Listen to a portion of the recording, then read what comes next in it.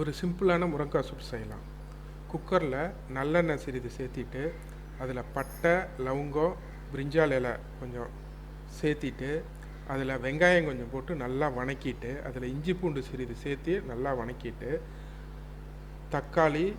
கருவேப்பிலை சேர்த்து வணக்கிட்டு முருங்கைக்காய் சிறிது சேர்த்து நல்லா வணக்கி அதில் மஞ்சத்தூள், மிளகாய்த்தூள், தனியாத்தூள் சேர்த்து உப்பு கொஞ்சம் சிறிது சேர்த்து நல்லா வணக்கிட்டு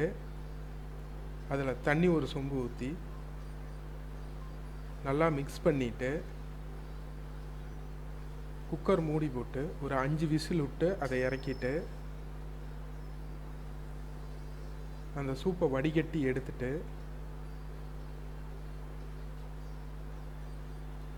அதில் ஜீரகம், மிளகு சிறிது சேர்த்து அதில் கொத்தமல்லி தூவி விட்டு இறக்குனா நம்மளுக்கு தேவையான முருங்கைக்காய் சூப் ரெடி.